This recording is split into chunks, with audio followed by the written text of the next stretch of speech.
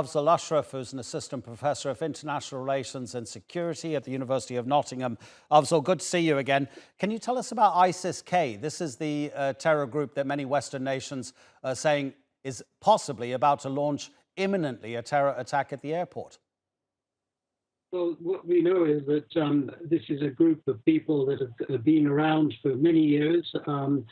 I've heard stories from journalist sources on the ground that as long ago as about 5 years ago, they purchased some land in Afghanistan as a training camp to develop, if you like, an outpost of the main ISIS organization in Syria and Iraq.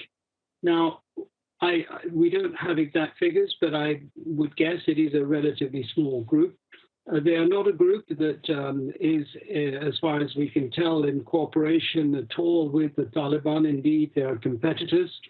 And certainly if they do carry out this attack that is predicted or suspected, then they will have made an even bigger enemy out of the Taliban.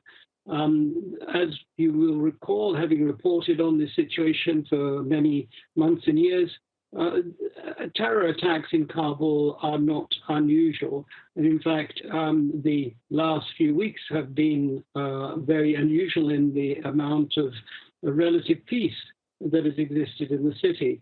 And so if this attack were to go ahead, then the Taliban will take extreme measures to root these people out and deal with them, because they will see them as a direct threat.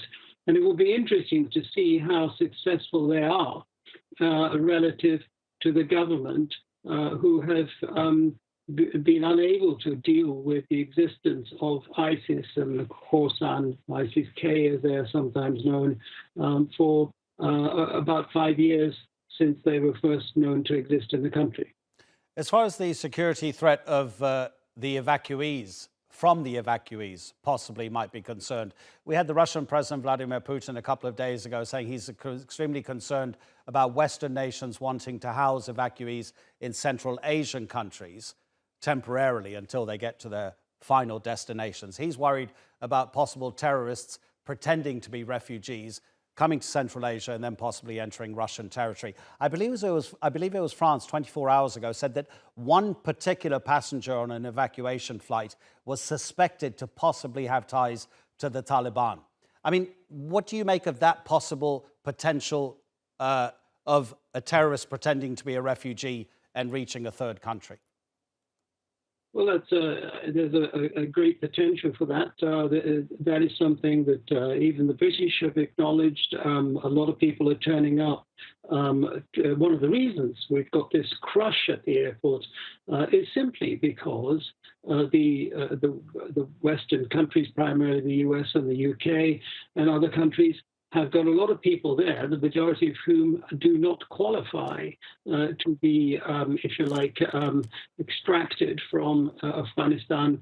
Many of them have admitted to being economic migrants. And we mustn't forget that before the Taliban came on the scene earlier this year, over 150,000 people in Turkey alone are refugees from Afghanistan, and many of them are of an economic, if you like, nature rather than fleeing any alleged persecution from the Taliban or potential persecution from the Taliban. So the idea that people who are on no-fly zones and who are suspected of ties with extremist groups being a part of the evacuation is a very real one. Now, that doesn't necessarily mean that there are people who will, even if they have terrorist background, will certainly spring into action and start doing terrorist activities, but we can't take the risk.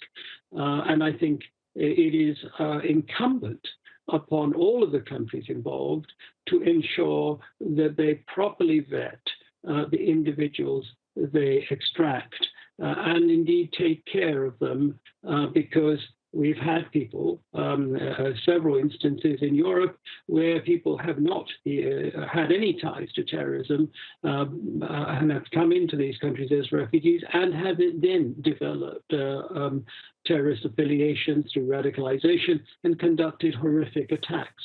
And that is something that the European public have very little tolerance for. And this is where the leadership has to accept responsibility. The military leadership in the United Kingdom and the political leadership have been championing this exodus. They have caused indirectly the panic that exists in Afghanistan.